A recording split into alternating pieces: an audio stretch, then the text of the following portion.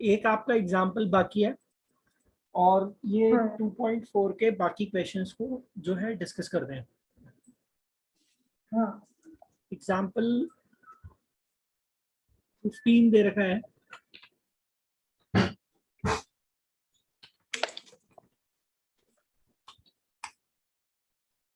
ये कह रहा है कि Arjun is twice as old as Shriya. 5 years ago his age was 3 times Shriya's age. Present age find करनी है। तो अरुण और श्रिया, तो अरुण को हम लोग जो है वो 2x ले लेते हैं और श्रिया को x ले लेते हैं। ये प्रेजेंट की सिचुएशन हो गई। हाँ और यहाँ से 5 years के बाद श्रिया हो जाएगी x+5 और अरुण हो जाएगा 2x+5। अब उसने ये बोला है कि जो 5 years बाद की सिचुएशन है उसमें अरुण की एज श्रिया की एज की 3 times है। ये कैसे हो सकता है? 5 अच्छा वो पीछे की सिचुएशन है। वो उल्टा है, 5 साल पहले। जैसे जैसे आगे बढ़ते हैं ना वैसे वैसे ये रेशियो कम होता जाता है। तो x-5, तो यहाँ पे ये दिख रहा है कि जो अरुण की एज है यानी कि 2x-5, ये जो है ये 3 times होने जा रही है श्रिया की एज का, यानी कि x-5 का इंटू 3 यहाँ पर करेंगे। तो अब equation 2x-5 is equal to 3x-15 और अब सारे x एक तरफ ले आते हैं तो बन रहा है देखो -x इज इक्वल टू -10। समझ में आया कैसे सॉल्व करके हाँ देखो? सॉल्व करूं इसे नहीं सर, समझ आ गया। तो x का वैल्यू 10 हो जाएगा। x का वैल्यू 10 आ गया तो 2x का वैल्यू 20 हो गया। ठीक है। हाँ अब एक्सरसाइज 2.4 देख रहे हैं और एक्सरसाइज 2.4 में क्वेश्चन नंबर 3 और 4 मैंने आपको कल करवा दिया था। 1 और 2 देखते हैं पहले। हाँ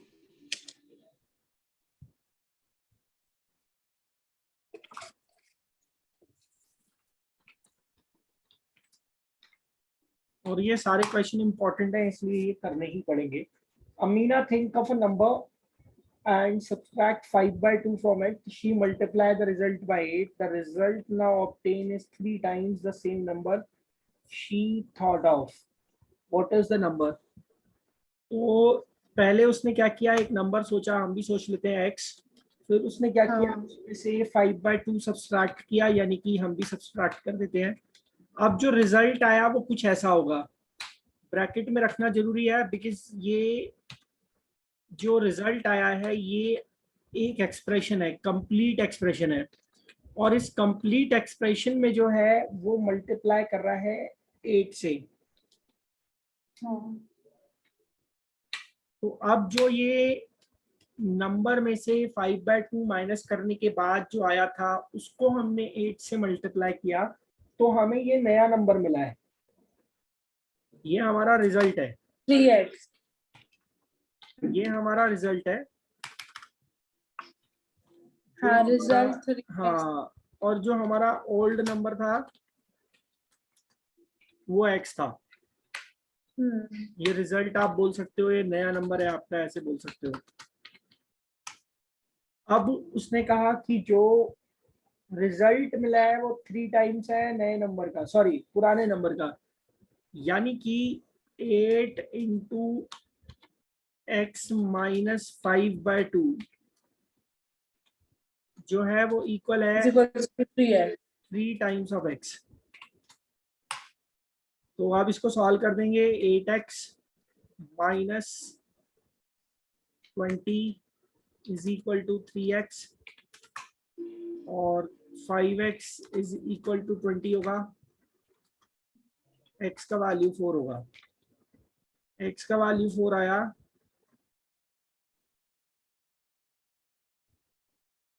तो ये पुराना नंबर मिल गया हमको, यही निकालना था। हाँ. अब इसमें क्वेश्चन नंबर 2 पे चलते हैं।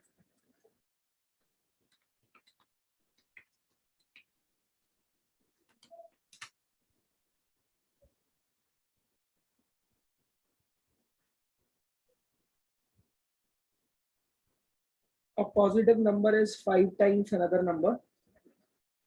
If 21 is added to both the numbers, then the one of the new number becomes twice of the other new number. What are the numbers? तो ये क्वेश्चन जो है मैं आपको अगर समझाऊं तो ये एजेस वाले क्वेश्चन के जैसा ही है। हाँ. मतलब उसकी लैंग्वेज बदलती है लेकिन इसकी पूरी वर्किंग एज वाले क्वेश्चन की तरह। आप देखोगे यहाँ पर जो अरुण और श्रिया वाला मैंने लिखा हुआ है क्वेश्चन एग्जाम्पल 15, ये बिल्कुल ऐसी वर्किंग होगी। देखो इसकी ओल्ड एक नंबर है, सपोज ये मैं फर्स्ट नंबर ले लेता हूँ और एक यहाँ पे मैं सेकंड नंबर ले लेता हूँ। 2 नंबर हैं। अब मैंने बोला कि मेरा फर्स्ट नंबर x है तो मेरा सेकंड नंबर क्या होगा? मेरा सेकंड नंबर 5x होगा। 5 टाइम्स बोला हुआ है। हाँ. और फिर कह रहा है अगर 21 ऐड कर दे दोनों में,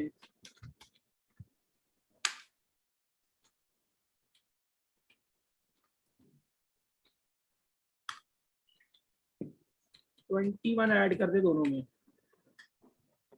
ठीक है? हाँ. तो एक नंबर जो है वो दूसरे नंबर का ट्वाइस हो जाएगा। ट्वाइस हो जाएगा।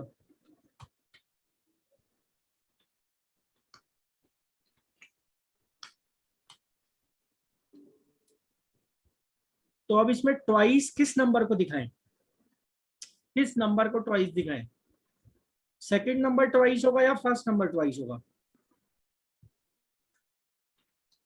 सेकंड नंबर बड़ा कोई है भी ना? हो सकता है। नहीं नहीं नहीं हाँ. नहीं, सेकंड नंबर बड़ा है, 5 हाँ. टाइम्स है। तो जब सेकंड नंबर बड़ा है, 5 टाइम्स है, तो ऐसे केस में जो सेकंड वाला नंबर है वो 21 ऐड करने के बाद भी बड़ा ही रहेगा ना। हाँ. तो इसलिए हम ट्वाइस तो करेंगे, 2 तो मल्टीप्लाई करेंगे हम पहले नंबर में, लेकिन जो नंबर डबल है वो तो सेकंड नंबर ही है ना। हाँ. जो सेकंड नंबर है वो डबल है, तभी तो हम फर्स्ट में 2 से मल्टीप्लाई कर रहे हैं तो सेकंड नंबर मिल रहा है ना। हाँ. सेकंड नंबर डबल है, किसका डबल है? पहले वाले का। तो इसीलिए पहले वाले में 2 से मल्टीप्लाई करके सेकंड नंबर हमने ऑब्टेन किया है। तो ये बन गया हमारा 5x, सॉरी 10x प्लस 42। यार क्या करें यार, 5x plus 21 is equal to 2x plus 42। अब ये हो गया 3x और 21 उधर जाके माइनस कर देंगे तो 3x इज इक्वल टू 21 मिलेगा। x का वैल्यू हो गया 7। तो इस तरीके से x आ गया तो 5x का वैल्यू भी निकाल लेंगे, 35 होगा। तो दोनों नंबर आ गए हमारे पास। अब क्वेश्चन नंबर 5 पे चलते हैं। 3 और 4 तो हमने कर लिए थे, कल कर लिए थे। हाँ। 5 में क्या कह रहा है? देखो 5 में कह रहा है जो शोभो की मदर है वो शोभो का 6 टाइम्स है एज में, और अब सिर्फ 5 साल के बाद उसकी मदर की जो एज है उसका 1/3 हो जाएगी शोभो की एज। तो यहाँ पर हम शोभो और उसकी मदर, तो शोभो को हम लेते हैं x, उसकी मदर हो गई हमारी 6x। अब यहां से 5 इयर्स के बाद x + 5, अब आप देख रहे हो सारे क्वेश्चन एक जैसे हैं, सबकी वर्किंग देखो एक जैसी है। एज वाला क्वेश्चन ऊपर देखो, फर्स्ट और सेकंड वाला, सेकंड नंबर वाला क्वेश्चन आप देखो, ये एज वाले की तरह ही तो है। हाँ, वही हो रहा है, जैसे मैं ये कह दूं कि फर्स्ट वाले पर्सन की एज का 5 टाइम्स है सेकंड वाले पर्सन की एज, क्वेश्चन नंबर 2 में, और 21 इयर्स के बाद जो है वो 2 टाइम्स हो जाती है। हाँ, तो लैंग्वेज बदलने से क्वेश्चन का जो सॉल्व करने का तरीका है वो नहीं बदलेगा। 6x + 5 हो गया, ठीक है। अब आ जाओ, प्रेजेंट एज बतानी है। अब इसने कहा है कि जो 5 इयर्स के बाद एज है वो 1/3 है उसकी मदर की प्रेजेंट एज का। तो मदर की एज का 1/3 है, यानी कि 6x + 5 का 1/3 होने जा रहा है। इसकी एज शोभो की एज, ऐसा। अब इसको सॉल्व कर रहे हैं, तो ये 1/3 मल्टीप्लाई कर देते हैं अंदर, 2x + 5/3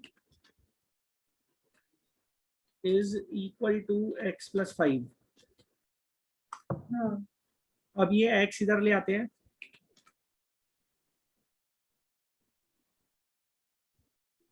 ठीक है। हाँ सर। कुछ गड़बड़ तो नहीं होगी, ठीक हो रहा है वैसे।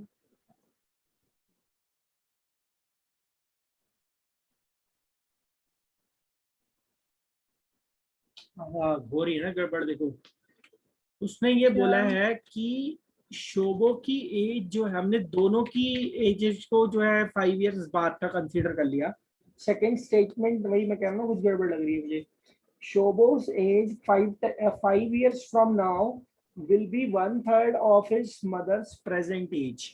तो जो 1/3 हो रहा है वो उसकी मदर की प्रेजेंट एज का 1/3 है। तो 6x का 1/3 है वो। तो इधर 2x रहेगा खाली, और यहाँ से x का वैल्यू हमारा आ गया 5। x का वैल्यू 5 आया तो 6x का वैल्यू 30 हो गया, मतलब शोभो 5 इयर्स का है और उसकी मदर 30 इयर्स की है। तो एक्चुअल में इसकी जरूरत नहीं है यहाँ पर, ठीक हो गया। एक बार स्क्रीनशॉट ले लो आप इसका, फिर आगे बढ़ते हैं।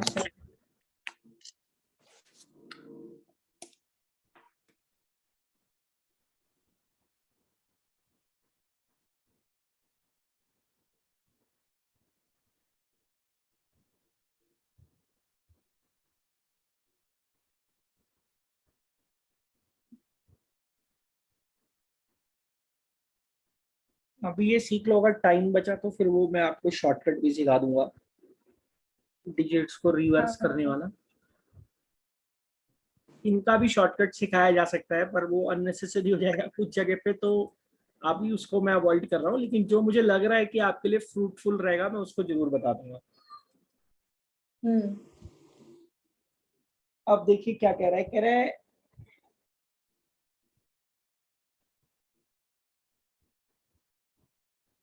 there is a narrow rectangular plot reserved for a school in Mahuli village. The length and breadth of the plot are in the ratio of 11 and 4. At the rate 100 per meter, it will cost the village panchayat rupees 75,000 to fence the plot. What are the dimensions of the plot? If you remember in class 7th, we were given the length and breadth. The value of length and breadth were given to us in the question. We are talking about the 2-dimensional chapter. जो वो mensuration वाला chapter, हाँ हाँ तो उसमें fencing का हम cost निकाल देंगे, पर हमें लेंथ और ब्रेथ जो है ऑलरेडी दे रखी होती थी, पेंट करना था जिसमें फेंसिंग करनी थी, हाँ हाँ है ना। तो ये भी हाँ वैसा ही है, लेकिन यहाँ पर आप देखो तो लेंथ और ब्रेथ नहीं दी हुई है, लेंथ और ब्रेथ का रेशियो दे रखा है। तो हम लोग जब रेशियो दे रखा है तो उसी के हिसाब से बात करते हैं। लेंथ जो है हमारी वो 11x और ब्रेथ जो है हमारी उसको 4x ले लेते हैं। हाँ आप देखो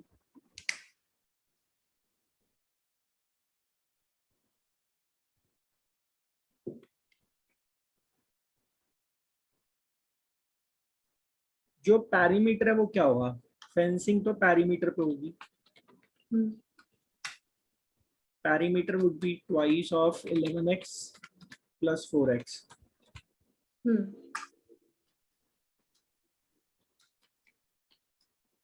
और ये हो गया हमारा 30x। हाँ अब ये जो 30x का पैरीमीटर है इसको हम मल्टीप्लाई, ये 30x मीटर होगा, कि देखो जो हम लोगों को रेट दे रखा है वो मीटर में दे रखा है, तो इसको भी हम मीटर में मान रहे हैं।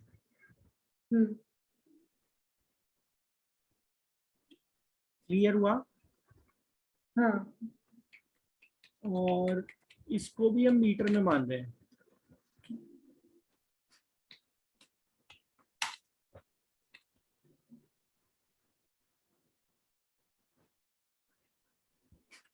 तो ये 30x मीटर हुआ।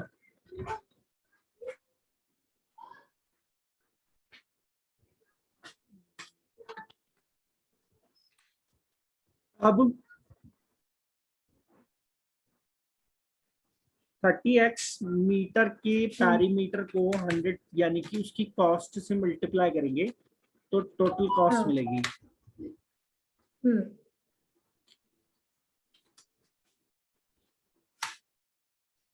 ठीक, टोटल कॉस्ट। हाँ अब सॉल्व करते हैं इसे। ये हो गया हमारा 3000x हाँ इज इक्वल टू 75,000। x का वैल्यू 75,000 डिवाइडेड बाय 3000, तो ये काटने के बाद आता है हमारा 25। हाँ x का वैल्यू 25 मीटर। तो हमारा लेंथ और ब्रेथ हमें फाइंड करना है, तो 11x का वैल्यू हो गया 11 इंटू 25, जो हो जाता है 275। हाँ और 4x हो गया हमारा 25 इंटू 4, 100। 100।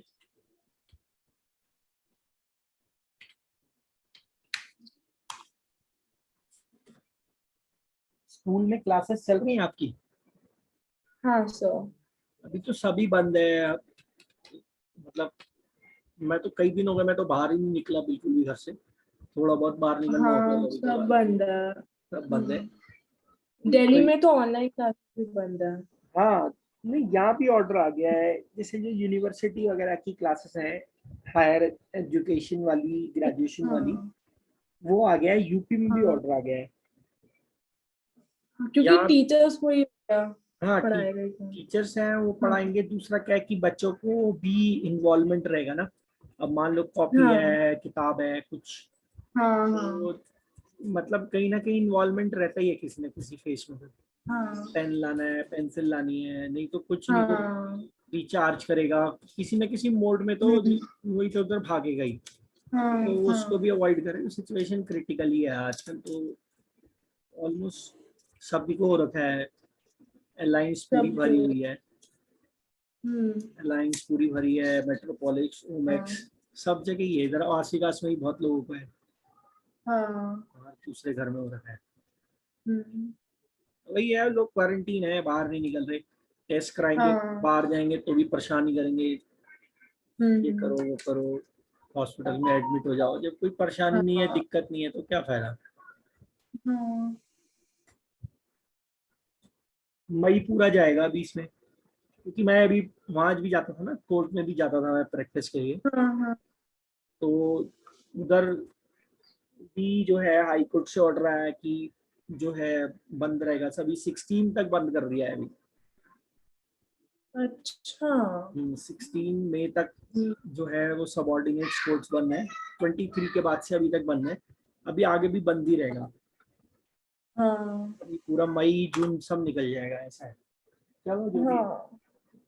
हम्म। और क्वेश्चन नंबर 7 देखते हैं, क्वेश्चन नंबर 7 क्या कह रहा है। क्वेश्चन नंबर 7 कहता है, Hassan buys two kind of cloth materials for school uniform: shirt material that cost him 50 rupees per meter and trouser material that cost him 90 rupees per meter. Shirt का कपड़ा लिया है और ट्राउजर का कपड़ा लिया है। हाँ।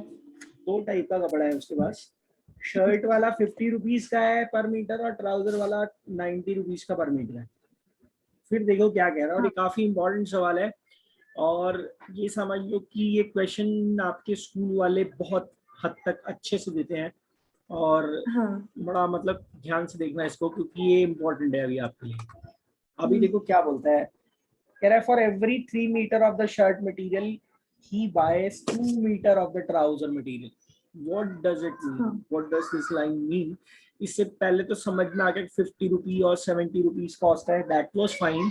लेकिन यहाँ पर हम्म। आप देखो तो कह रहा है 3 मीटर शर्ट के कपड़े के लिए वो 2 मीटर शर्ट का कपड़ा खरीदता है। हम्म। मतलब उसने जितना भी कपड़ा खरीदा है, उसने जितना भी कपड़ा खरीदा है वो हाँ। कैसे खरीदा है कि अगर 3 मीटर, जहां भी उसने 3 मीटर शर्ट का कपड़ा लिया है, हम्म। वहां पर उसने 2 मीटर पैंट का कपड़ा भी लिया है। हाँ। कैसे, ऐसे समझते हैं कि कैसे समझाऊं, जैसे हम नोटबुक और पेंसिल का एग्जांपल ले लेते हैं कि अगर कोई 5 हाँ। नोटबुक्स खरीद रहा है तो उन 5 नोटबुक्स को फिल करने के लिए वो एक पेन तो लेगा उसके साथ। हाँ। तो that is a kind of set, combination है वो। हम्म। मतलब ऐसे समझते हैं कि अगर 5 पानी पूरीज लेगा कोई, तो उसके साथ एक एक हाँ। जो है पानी का गिलास चाहिए, या 2 कप पानी का हाँ। गिलास चाहिए। तो कॉम्बिनेशन हम्म। टाइप है ये। तो यहाँ पर हाँ। 3 मीटर शर्ट के कपड़े के लिए 2 मीटर ट्राउजर कपड़ा उसको चाहिए। तो अब यहाँ पर हाँ। देखो, ध्यान से देखो कि यहाँ पर अब हम इसको एक तरीके से रेशियो समझ लेते हैं, हम्म। क्योंकि रेशियो भी तो यही बताता है ना। अगर मैं हाँ। ये कह दूं कि शर्ट और ट्राउजर के कपड़े को जो उसने खरीदा है वो 3:2 के रेशियो में खरीदा है, हाँ। तो सेम लैंग्वेज तो इसकी और उसकी। हाँ। हाँ। हाँ। तो हम मान लेते हैं कि जो शर्ट का कपड़ा खरीदा है, अभी देखो आगे भी है पर मैं यहाँ एक बार लिख ही लेता हूँ, वो 3x मीटर है। और जो ट्राउजर का कपड़ा उसने खरीदा है वो 5 नहीं 2x है, 2x मीटर है। हाँ। ठीक है, तो ये हमने अज्यूम कर लिया। अब इसके आगे अगर आप रीड करो, क्या रहा है, he sells the material at 12% and 10% profit respectively. यानी कि शर्ट हाँ। वाले को अलग बेच रहा है और ट्राउजर वाले को अलग बेच रहा है। हाँ। दो प्रॉफिट दिए ना, तो दोनों का प्रॉफिट अलग अलग हम्म। देखना पड़ेगा। हाँ। और फिर कह रहा है कि अगर उसकी टोटल सेल्स इतनी है तो उसने ट्राउजर का मटेरियल कितने में खरीदा था, और, और हाँ, ट्राउजर का मटेरियल कितने में खरीदा था और शर्ट का मटेरियल कितने में खरीदा था, ऐसा कुछ पूछ रहा है आपसे। हम्म। तो आप सर क्या करें, कैसे पता लगेगा, ये तो दिक्कत हो गई, हम्म। सवाल ही समझ नहीं आएगा। अब ये बहुत डिफिकल्ट टाइप का है, तो इसको अपन देखते हैं कैसे करना है। अब देखो, दिक्कत ये कि जो प्रॉफिट का परसेंटेज है वो किस पे निकलता है? Cost per. हाँ, और हमें क्या दे रखा है? हमें सेल्स दे प्रॉफिट। रखी है, सेल्स दे रखी है, टोटल सेल्स दे रखी है, शर्ट हाँ और हाँ। ट्राउजर दोनों बेचने के बाद जो ऑब्टेन हुई है वो दे रखा है, हम्म। और प्रॉफिट दोनों का इंडिविजुअली दे रखा है। हाँ और कॉस्ट निकालनी है हम लोगों को, तो पहले हम लोग ये देखते हैं कि हमको टोटल कॉस्ट कितनी पड़ी होगी। हाँ तो कॉस्ट ऑफ शर्ट देखते हैं। तो कॉस्ट ऑफ शर्ट की जगह मैं सीपी ऑफ शर्ट लिख दे रहा हूँ। हाँ हाँ। सीपी ऑफ शर्ट, हम्म। ठीक है। तो 3x इंटू 50 हो जाएगा, हाँ यानी कि 150x। And CP of trouser, तो वो हो जाएगा हमारा 2x इंटू 70, 140 रुपीज हाँ। में। हम्म। अब ये कॉस्ट प्राइस निकल गया। हाँ। अब इस कॉस्ट प्राइस पर से जो है प्रॉफिट परसेंटेज अप्लाई होगा। हम्म। अब मैं इसको थोड़ा छोटा बनाता हूँ, क्योंकि देखो इसमें रेशियो भी यूज हो रहा है, इसमें आपका कंपेयरिंग क्वांटिटी का प्रॉफिट एंड लॉस भी यूज हो रहा है, हम्म। परसेंटेज का भी इसमें जो है रिलेशन आ गया। तो इसलिए ये हाँ। अलग टाइप का सवाल है। अभी मैं इसको ओरली भी सॉल्व करना सिखा सकता हूँ, लेकिन अब आपको हाँ। को लगाओगे ऐसे ही बोल रहा है, लेकिन मैं जेन्युइनली सिखा सकता हूँ। लेकिन उसके लिए हमें पूरी अलग से फिर वो सीखना पड़ेगा, प्रोसेस जो है उसका वो सीखना पड़ेगा। तो फिलहाल हम्म। अभी के लिए आप इसको ऐसे ही समझो। तो यहाँ पर देखो, जो हमारा अगर कोई 10% प्रॉफिट पे हम बेच रहे हैं किसी चीज को, तो अगर मैं किसी चीज को 10% प्रॉफिट में बेच रहा हूँ, तो उसका मतलब ये कि मैंने 100 का खरीद के 110 का बेचा है। हाँ। मैंने अगर किसी चीज को 20% के प्रॉफिट में बेचा है, तो इसका मतलब मैंने 100 का खरीद के 120 का बेचा है। हाँ। तो 10% प्रॉफिट के केस में क्या मैं ऐसा बोल सकता हूँ कि मेरा सेलिंग प्राइस जो है वो कॉस्ट प्राइस का 110% होगा? हाँ। 20% प्रॉफिट के लिए क्या मैं ऐसा बोल सकता हूँ कि जो है मेरा सेलिंग प्राइस कॉस्ट प्राइस का 120% होगा? हाँ। भाई अगर 20% प्रॉफिट में बेच रहे हैं, हाँ। हाँ। तो हमारा सेलिंग प्राइस कॉस्ट प्राइस का 120% होना चाहिए। अगर मेरा हम्म। 10% का लॉस है, तो मेरा सेलिंग प्राइस कॉस्ट प्राइस का 90% हो जाएगा। 9 होगा। अगर 50% का प्रॉफिट है, तो मेरा सेलिंग प्राइस मेरे कॉस्ट प्राइस का 150% हो जाएगा। 1। हाँ। क्योंकि प्रॉफिट का परसेंटेज सीपी से रिलेट होता है, इसीलिए ऐसा मैं यहाँ पर बात कर रहा हूँ। हाँ। तो अब यहाँ पर देखो कि जो शर्ट है उसका एसपी निकालना है मेरे को, हम्म। क्योंकि सेलिंग प्राइस की टर्म्स में टोटल दे रखा है 3660। तो हाँ। एसपी ऑफ शर्ट, हाँ। तो एसपी ऑफ शर्ट क्या होगा? एसपी ऑफ शर्ट होगा इस 150x का 112%। हम्म। या दूसरी लैंग्वेज में अपन बोल सकते हैं कि मैं पहले 150 का 12% निकाल लूं, और फिर 150 में वो 12% ऐड कर लूं। हाँ। या मैं सीधा 112% ऐसे जो है सॉल्व कर सकता हूँ। बेटा जो सेलिंग प्राइस है वो, ये समझ हाँ। नहीं आया हाँ। तो मैं सिंपल बना देता हूँ उसको। नहीं से समझ आ गया। सीधा 112% निकाल दोगे तो डायरेक्ट सेलिंग प्राइस आ जाएगा। हाँ। या फिर पहले 12% निकाल लो और 150 में ऐड कर लो, एक ही बात है। हम्म। भाई पहले प्रॉफिट निकाल लूं 12% हाँ। और हाँ। फिर 150 में ऐड कर लूं, या मैं सीधा आंसर तो एक 112। ही आएगा। हाँ सेम आएगा आंसर, सेलिंग प्राइस सेम आएगा। हाँ। तो यहाँ पे अब हम हाँ। इसको सॉल्व कर लेते हैं। तो 150 का 12% होता है 18, हाँ। और ये हो जाएगा 168 सॉल्व करने पर। अब ये मैं कर दे हम्म। रहा हूँ सीधा सीधा, आपको मेहनत करनी पड़ेगी। हाँ हाँ अब SP ऑफ ट्राउजर, तो SP ऑफ ट्राउजर होगा 140x इंटू 110 अपॉन 100, जो निकल कर आएगा 164 नहीं 154x। ठीक है, हाँ नहीं आया समझ में? आ तो गया, आ गया आ गया। आ गया। अब ये डायरेक्ट सेलिंग प्राइस निकाल लिया हमने। हम्म अब ये जो डायरेक्ट सेलिंग प्राइस निकला है, इसमें इन दोनों को ऐड करेंगे तो 3660 के बराबर होना चाहिए। हाँ ठीक है, हाँ अरे पर कॉस्ट में भी तो गड़बड़ करा है हमने, 90x है वो। हाँ अरे वो 90x है ना, 90x। अच्छा हाँ 90, हाँ 90 तो ये हो जाएगा 180, ये 90 है।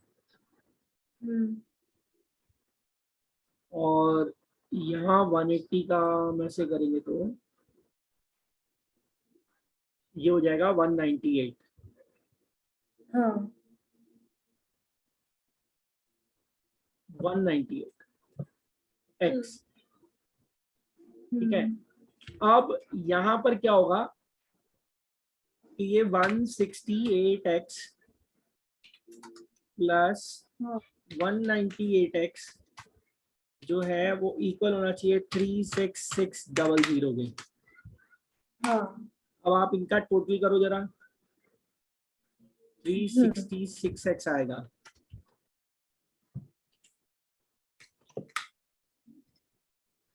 ठीक है, हाँ और x का वैल्यू हो गया 100। और हमने ये निकालना था कि ट्राउजर का मटेरियल कितना बाय किया है, तो ट्राउजर का मटेरियल है 2x, 200 हो गया, 3x 300 हो गया। हाँ तो ये तरीका है, काफी इंपॉर्टेंट क्वेश्चन है, एक बार आप इसको फिर से समझ लो, देख लो, अगर कोई प्रॉब्लम है तो फिर मैं आपको एक्सप्लेन कर दूंगा। हाँ अच्छे से देख लो इसको एक बार, अगर कुछ क्लियर नहीं है तो मैं बता देता हूँ। हाँ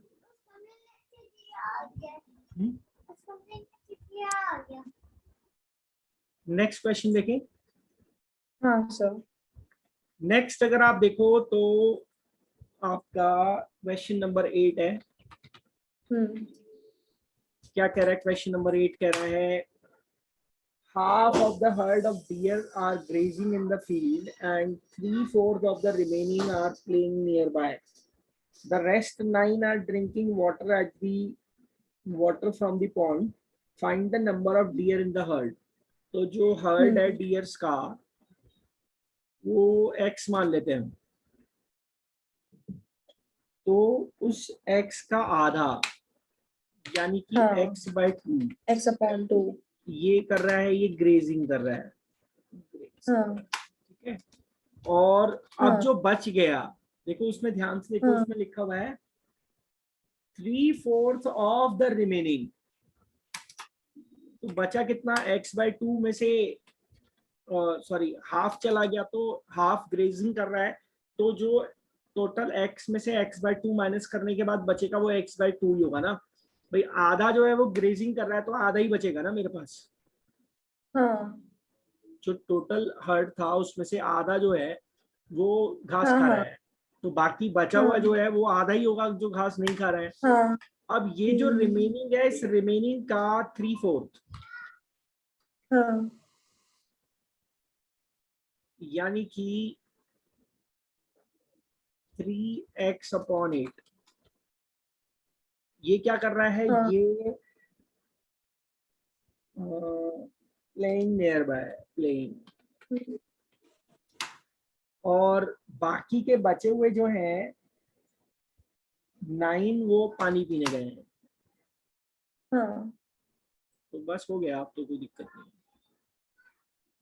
9 जो है वो पानी पीने गए, ये बच गए। हाँ ये अलग से इधर लिख देता हूँ। तो इसका मतलब क्या हुआ कि जो टोटल हर्ड है उसका x/2 plus 3x plus upon 8 3x/8 plus 9। Plus 9 जो है वो इक्वल होना चाहिए टोटल हर्ड के। कहाँ चलो, मैं आ रहा हूँ, 1 मिनट आ रहा हूँ, मैं पढ़ा लूँ फिर मैं आ रहा हूँ। तो ये इक्वल होना चाहिए किसके, x के इक्वल होना चाहिए, हर्ड तो x ही है ना। हाँ हाँ। तो बस इसको सॉल्व कर देते हैं। यहाँ से जब x की वैल्यू के लिए सॉल्व करेंगे तो 72 आएगा होपफुली। 1 मिनट, 50, 37, 12, 8, 8 बज 9 है, 72 हो जाएगा। ठीक है, तो सॉल्व तो कर ही लोगे, अब इसमें इतना बड़ा इशू हाँ नहीं। हाँ। नेक्स्ट आप देखो, कह रहा है grandfather is 10 times older than his granddaughter, he is also 54 years older than her. तो ग्रैंडफादर यहाँ पे इजी है क्वेश्चन। तो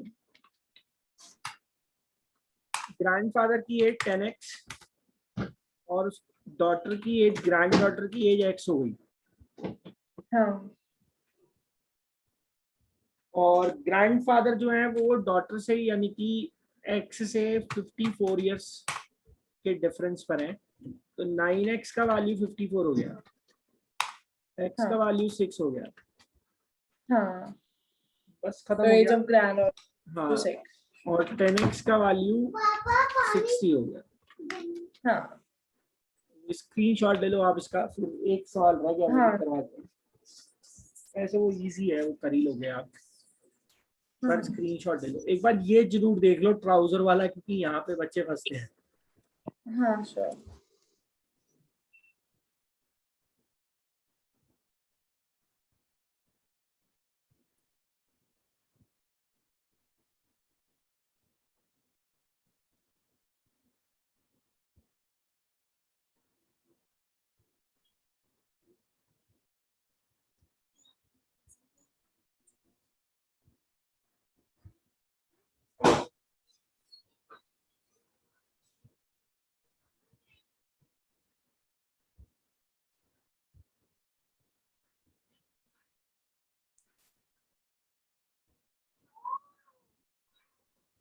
से आ गया मेरे को समझ क्वेश्चन 7। ठीक है बेटा, लास्ट एक हाँ और सर। देखते हैं। क्वेश्चन नंबर 10 है।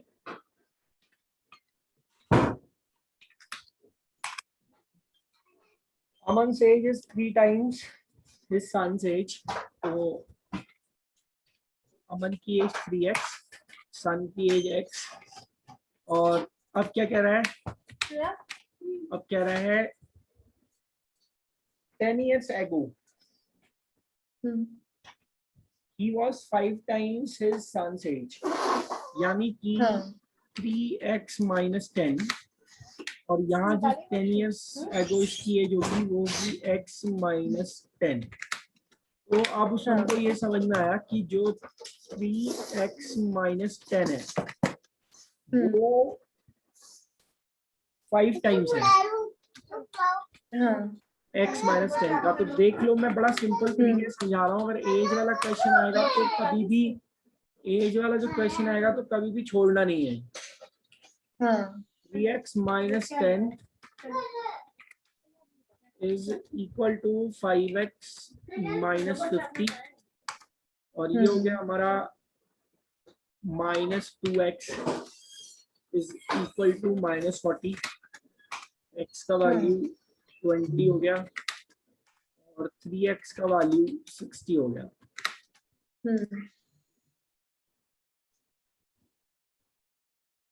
तो कोई डाउट अगर आपको रह रहा हो तो इसको देख लो, बाकी नेक्स्ट क्लास में देखते हैं फिर जो नहीं शुरू करेंगे उसको।